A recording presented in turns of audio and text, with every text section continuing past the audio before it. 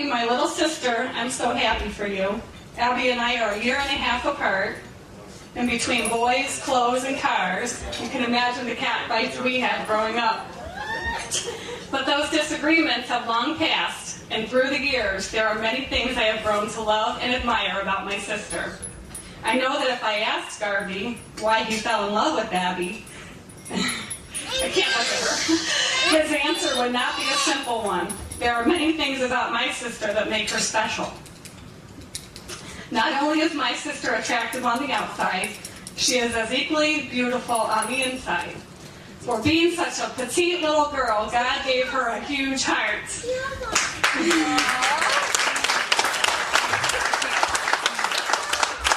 Anyone who has crossed paths with Abby has experienced her loving and giving ways. She is intelligent and witty. She is creative and extremely passionate about that in which she believes. She is emotional and sensitive, and she can create drama with the best of them. She is fun, and from her protrudes a spirit that is contagious. You cannot help but to laugh and smile when in her company. These are some of Abby's characteristics that have made her the perfect sister, a great friend, the most fun aunt, and these same attributes will make her a wonderful wife, and should she choose, an incredible mother.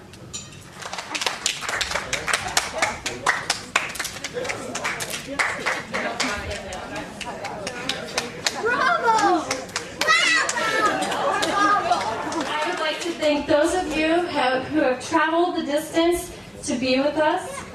And let's not forget our families and close friends that have truly made this day what it should be about. Laughter, tears, togetherness, fun, and the numerous heartfelt memories we will forever hold dear in our hearts. Now, I'm going to ask my family to stand up because people have asked me who's who around here, so I'm pretty proud of them. Okay? I mean, you got to bear with me. This isn't going to be this isn't going to be one of these toasts like, hey, I'm going to give you a toast. When you hand me the mic, you're in trouble. All right. I would like my lovely wife to stand up, please, Carolyn. We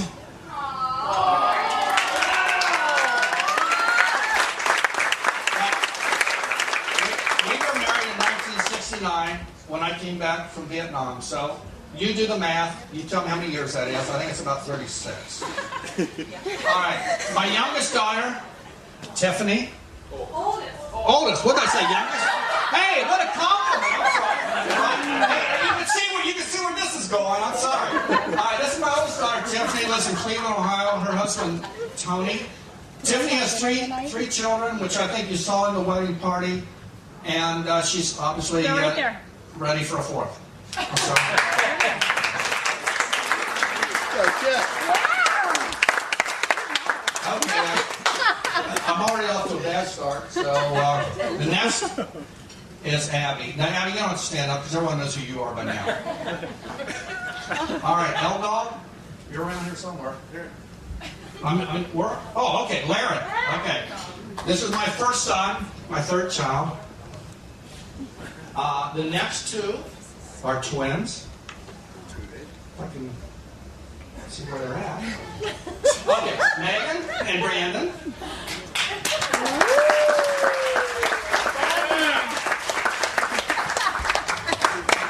Now, even though some people may think, you can sit down now. Even though some people may think they look alike, believe me, we're talking 5 extremely different personalities. And I'm going to tell you right now, when I get into talking about Abby a little bit, if I didn't bleach my hair, she's given me more gray hairs than anybody.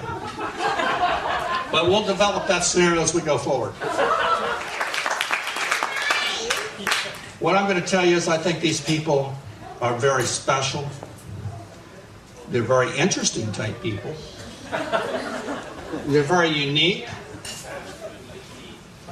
They're very intelligent. And with that, when they started dating 7 or 8 years ago,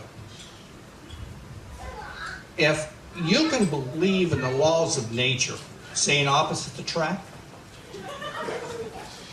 you've got to subscribe to the theory that this is the epitome, in my mind, now I'm talking 7 or 8 years ago, of a difference of two individuals. Now I may forget some of the stuff I wrote down, but if on one hand, if you can bear with me and think of these individuals, if one person of these two, God, I'm tipping over here. I mean, this dance floor is not level. If one of these individuals, and help me out, audience, if one of these individuals could be considered structured, methodical in nature, and orderly, the other individual has to be random in nature and loves chaos.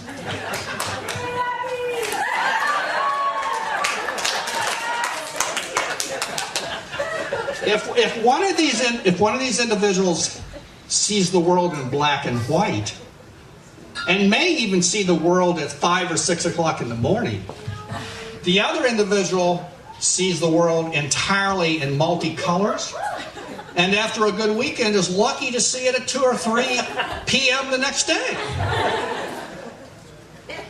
If one individual processes information using logic, maybe does a little research and comes to a sound decision, the other individual I'm speaking of is very intuitive, very spontaneous, and may say, "Hey, Dad, I think it just feels right. Let's do it."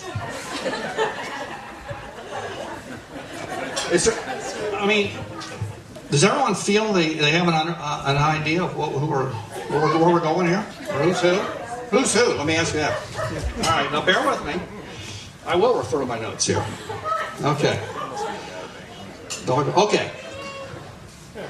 If one of these individuals says, "Let's go by the book," or "Let's follow the rules," who are we talking about? If another individual says, "What do you mean, what rules?" who are we talking about?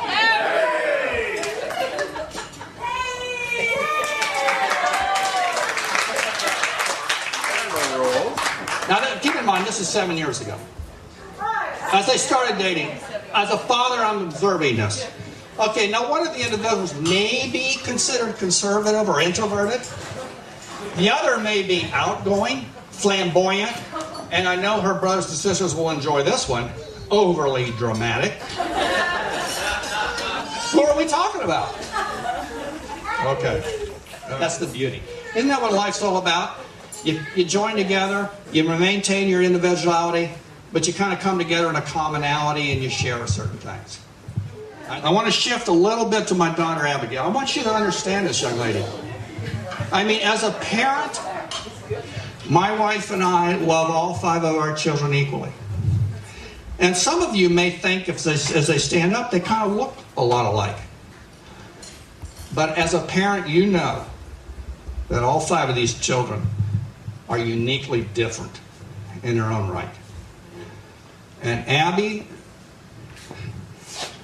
I'm telling you early on, I knew this girl was going to push it to the limit. I didn't know she was going to give me all the gray hairs that she ended up doing, and I promised her I would not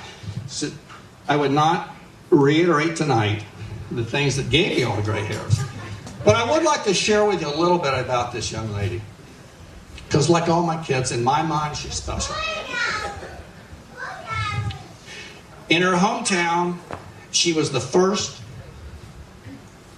female to play tackle football, an all-male sport.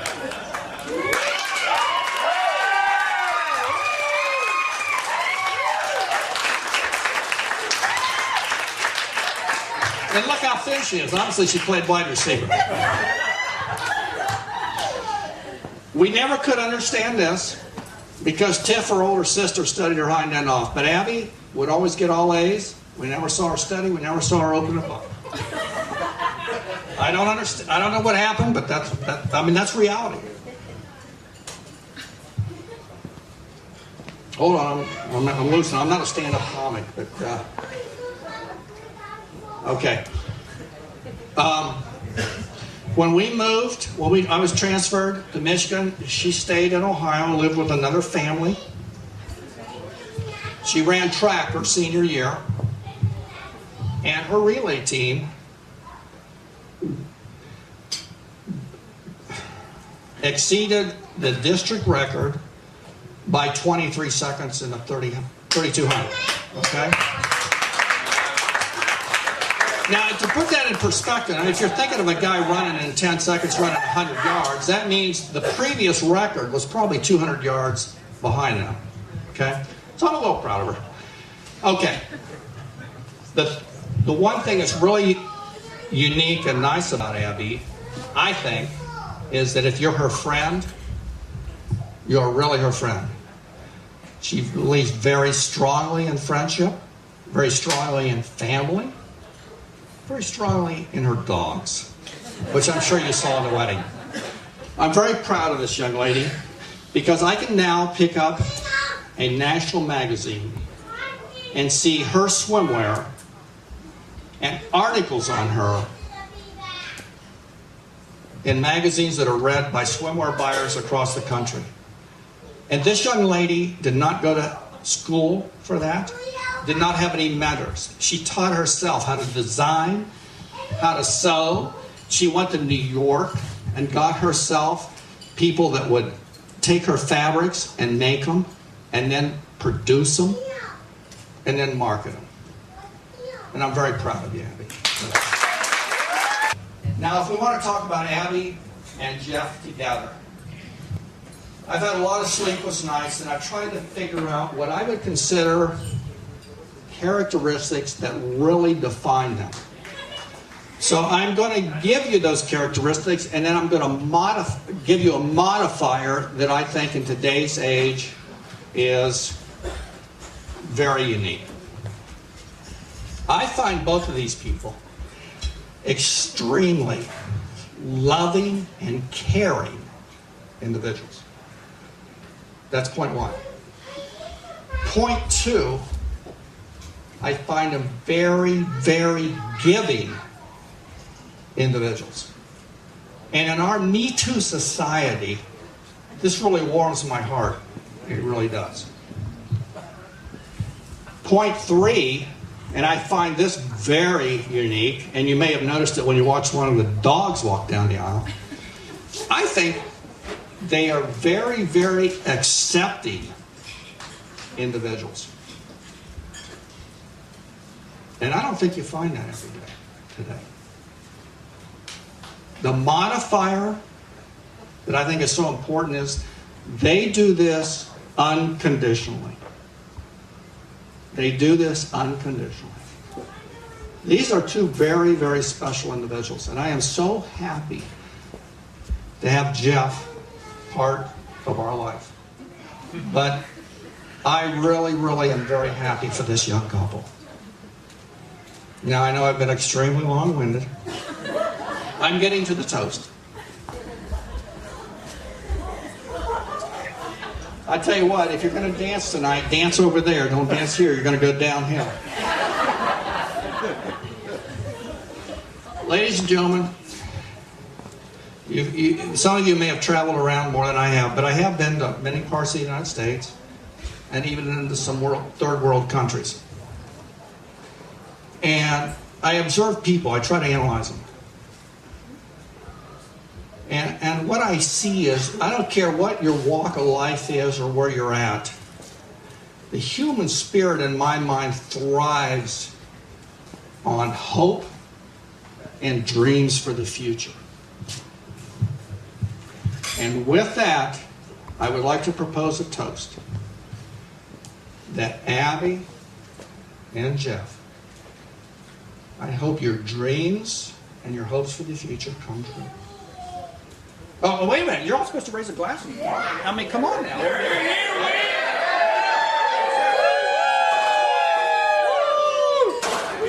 But I believe very strongly in hopes and dreams. Cheers. And I sincerely hope that yours come true.